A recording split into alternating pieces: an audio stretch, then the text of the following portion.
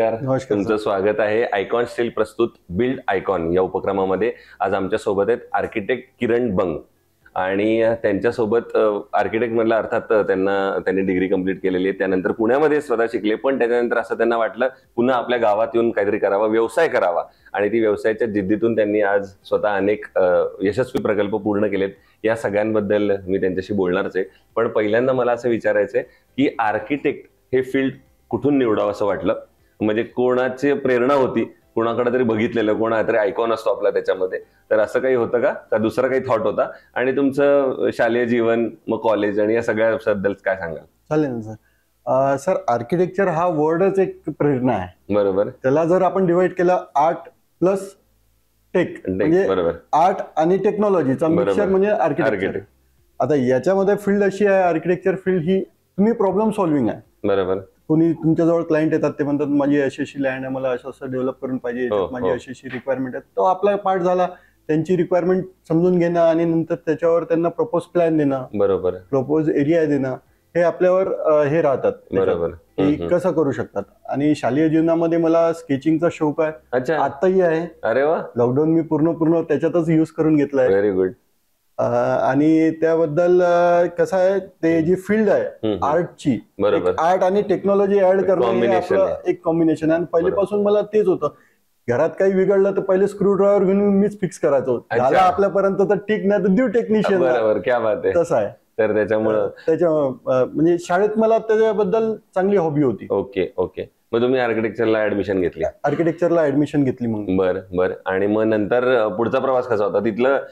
कारण तुमच्या मगाशी बोलताना आणखी एक जाणवलं, म्हणजे जो महत्वाचा थिसिस एक प्रोजेक्ट सबमिट करायचा असतो, तेव्हाचा एक महत्वाचा किस्सा तुम्ही सांगितला, तर तो पण आम्हाला त्या निमित्तानं ऐकायचा. फायनल इयरला कसं आहे सर, एक थिसिस राहतो. बरं. थिसिस प्रोजेक्ट राहतो. त्या थिसिस प्रोजेक्ट मध्ये तुम्हाला तुमचा फायनल इयरचा थिसिस एक सबमिट करावा लागतो, की तुम्ही एक वर्ल्ड वाईड किंवा इंडियाची एक प्रॉब्लेम घेऊ लागलो. त्याच्यात मी पॉईंट उचलला होता ड्रग डी ॲडिक्शन सेंटर. कारण आम्ही पुण्यामध्ये राहिल्यामुळे आम्ही बऱ्याच लोकांना ड्रगमुळं लाईफ रिव्यून करताना आम्ही त्यांची बघितली. तर एक कुठं सोशल प्रॉब्लेम मला वाटला आणि मी त्याच्यावर एक स्टेप घेतला की आपण त्यांच्यासाठी एक डी ॲडिक्शन सेंटर डिझाईन करूया आणि त्याच्यानंतर त्यांची लाईफ मे बी एक ट्रॅकवर येऊ शकते, जी ऑफ ट्रॅक झाली होती. बरोबर. त्यासाठी मी तो एक प्रोजेक्ट सिलेक्ट केला होता. आणि त्याच्यात जी मी लँड, एक रॅन्डम लँड आम्हाला सिलेक्ट करायची होती, ती रॅन्डम लँड 5 एकरची होती. आणि तेव्हा मला माहित नव्हतं की गव्हर्नमेंटचा प्रपोजल त्याच लँडवर आहे. क्या बात आहे. तर एक कोइन्सिडन्स झाला. तोपर्यंत आम्हाला माहित नव्हतं की असं होऊ शकते म्हणून. बरोबर. पण अशा कोइन्सिडन्स. मग त्याच्यानंतर डिग्री पास आउट झाल्यानंतर पहिला प्रोजेक्ट कसा मिळाला, किंवा त्याची काय आठवण सांगता येईल का? कारण तो सगळ्यात अवघड असतो पहिल्यांदा. ऍक्च्युली आर्किटेक्चर पास आउट जाऊन, म्हणजे मी काही दिवस दिल्लीला जॉब केला. दिल्ली जॉब केल्यावर नंतर मग मी इकडे आलो just for experience. Construction management master झालेला आहे. बरोबर.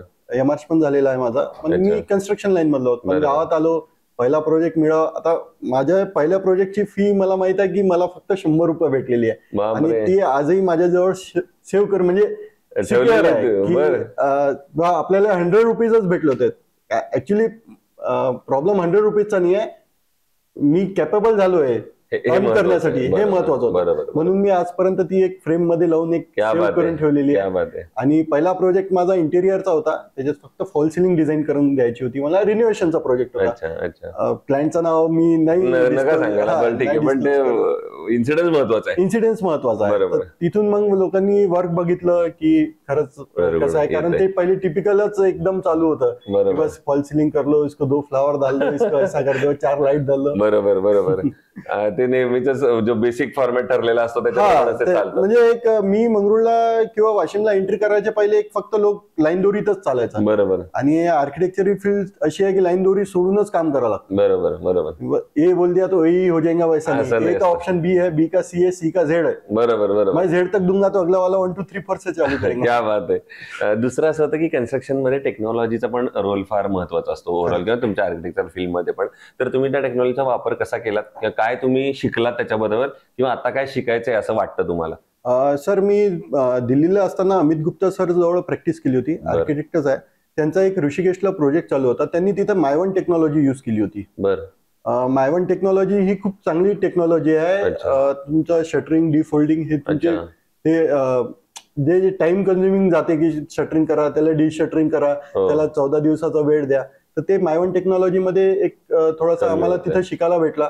आणि ती टेक्नॉलॉजी आता आपल्याकडे येणं बाकी आहे, आपल्या जिल्ह्याला येणं बाकी आहे, पण पुण्यापर्यंत ती टेक्नॉलॉजी आलेली आहे. पुण्याला पण क्रिएशन इंजिनिअरिंगला मी जॉबला होतो, म्हणजे सकाळी कॉलेज होता, दुपारी जॉब करायचो, जस्ट फॉर शिकणे गेले बस, एक्सपिरियन्स. बरोबर. आणि एक्सपिरियन्स साठी मी भरपूर काही केलंय सर. जसं औरंगाबादला होतो तो आमचं कॉलेज 3 वाजता संपायचं. मी 3-3:30 वाजता कोणत्याही एका रॅन्डम साईटवर जाऊन ऍज अ सुपरवायझर म्हणून उभं राहायचं. चलो देखते तो है क्या होता है करके. पण ते एक थोडासा राहतो की आके क्या कर रहा है, कैसा कर रहा है. बरोबर. तर असं सगळ्याचं तुम्ही काम केलं आणि मग त्याच्यानंतर सुरू झाला. दुसरं आणखी तुम्ही रेसिडेन्शियल मध्ये पण 50-60 पेक्षा जास्त प्रोजेक्ट केलेले आहेत. तर मला असं विचारायचं की कायम क्लायंटचं एक वाक्य असतं ते म्हणजे जर आमचं बजेट कमी आहे. तुम्ही तर सुरुवातच 100 रुपयापासून केली की ज्यांचं सगळ्यात लोएस्ट बजेट होतं. पण आताच्या काळात जर बघितलं तर मग ते बजेट आणि कशी सांगड घालता तुम्ही, कसं बसवता ते सगळं? जेव्हा क्लायंट पहिल्या दिवस रिक्वायरमेंट घ्यायला येतो ना की सर आमची अशी अशी रिक्वायरमेंट आहे, त्या दिवशी मी त्यांना विचारून घेतो, सर तुम्ही इंटिरियर करणार आहे का? जर तुम्ही इंटिरियर करत असाल तर आपल्याला त्या बजेटचं आपल्याला बायफर्गेशन करायचं आहे. बरोबर. आपण कन्स्ट्रक्शनला इतकं युज करायचं आहे, इंटिरियरला इतकं युज करायचं. बरोबर. त्याच्यानंतर मग कन्स्ट्रक्शन पार्ट आपण स्टार्ट केल्यावर आपल्याला कन्स्ट्रक्शनला परमिशन पासून राईट फ्रॉम परमिशनला इतके खर्च होईल, तुम्हाला डेव्हलपमेंट चार्ज येईल, अपलोडिंगचे हे चार्जेस येतील. मी त्यांना एक क्लिअर कट सांगून देतो, म्हणजे त्यांना काय आहे तो व्हिजन क्लिअर होऊन जातो. अदरवाईज काय होते, खूप क्लायंट स्टार्टिंग खूप जोरानं करतात, पण फायनान्स स्लॅब होईपर्यंत किंवा प्लास्टर कलरिंग येईपर्यंत ते थोडेसे थोडा बजेट मी निपटावा असं काइंड ऑफ असं वर्ड्स युज करतात. बरोबर. ते त्याच्यामुळे मी त्यांना ते पहिले बायफर्गेट करून देतो, सर आपल्याला इंटेरियरला एवढं बजेट रिझर्व्ह करून ठेवायचं आहे, म्हणून आपण पहिल्यापासून जेवढी चद्दर आहे तेवढंच. आणि खूप क्लायंट असे आहे जितना आंदो उतना खर्चा में एक बार घर बना रहो, आपके मन में आया वैसा करो, तर त्यांचा रिझल्ट पण बेस्टच निघतो सर. बरोबर.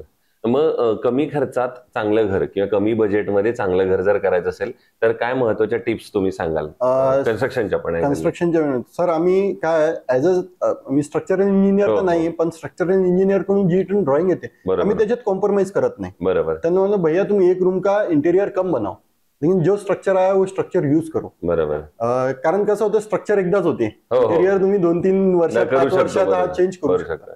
त्याच्यामुळे ते एक हे आहे प्रॉब्लेम त्याच्यात की लोकांना पहिले बजेटिंग थोडंसं आम्हाला इंट्रोड्यूस करून द्यावं लागतं, त्याशिवाय त्यांचं आउटपुट तेवढं निघत नाही. बरोबर. आणि शेवटपर्यंत मग ते टिकत नाही. आणि जर कन्स्ट्रक्शन कॉस्ट कमीच करायचं असलं तर मी त्यांना माझा क्लिअर सजेशन राहतो, सर एक रूम अपन चाल बना के रखते, अपन बाद में स्लैब डाल सकते, लेकिन अभी जो बना रहे हो वो पूरा प्रॉपर कम्प्लीट करो.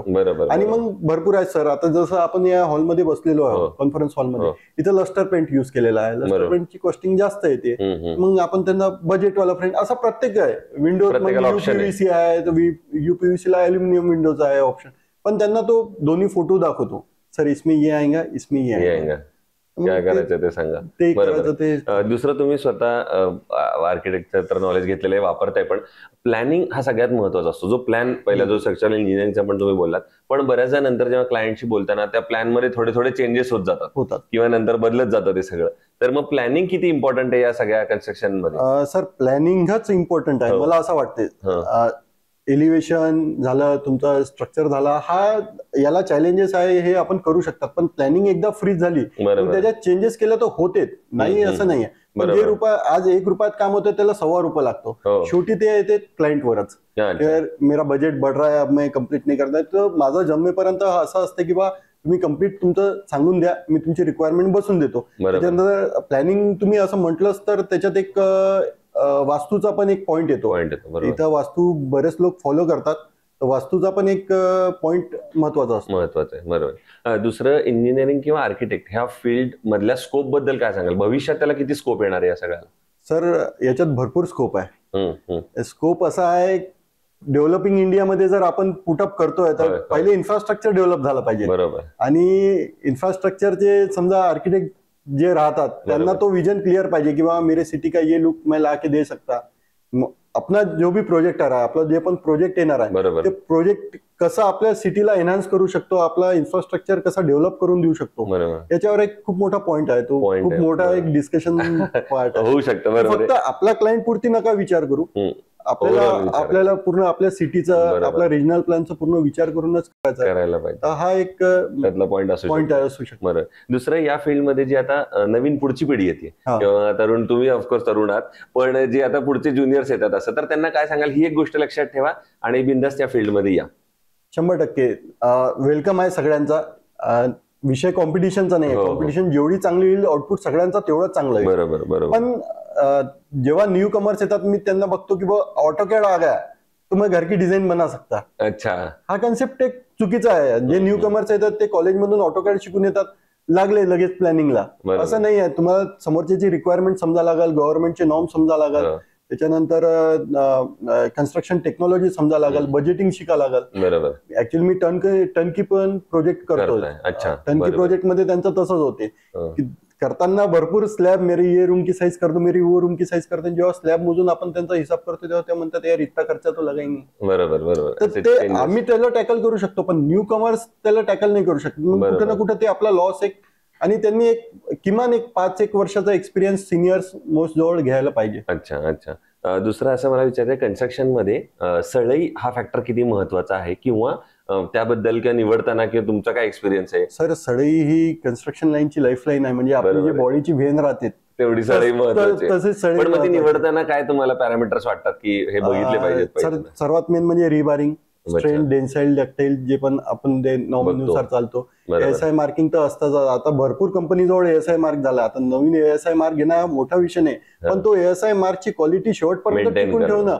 बरोबर. हे कुणी आपलं जसं आयकॉन ब्रँड आहे, हो हो. XYZ आणखी कोणते ब्रँड आहे बरोबर. हेच टिकू शकतात. बाकी बहुत आगे बहुत चले गए. अच्छा, क्या बात आहे. पण मग आयकॉन स्टील बरोबर तुम्ही काम केलंय? हो केलं बरोबर. ना. माझे आता प्रोजेक्ट चालू आहेत. तर मग तुमचा अनुभव कसा होता? त्यांचे प्रॉडक्ट, सर्व्हिस, डिलिव्हरी? नाही चांगले आहेत सर.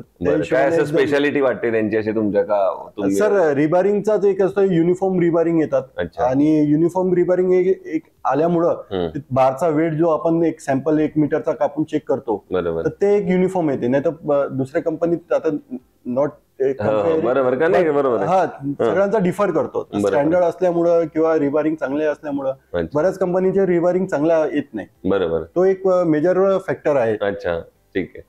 तर हे होते आर्किटेक्ट किरण बंग, आणि त्यांनी अतिशय साध्या सोप्या भाषेत सांगितलं त्यांचे एक्सपिरियन्स.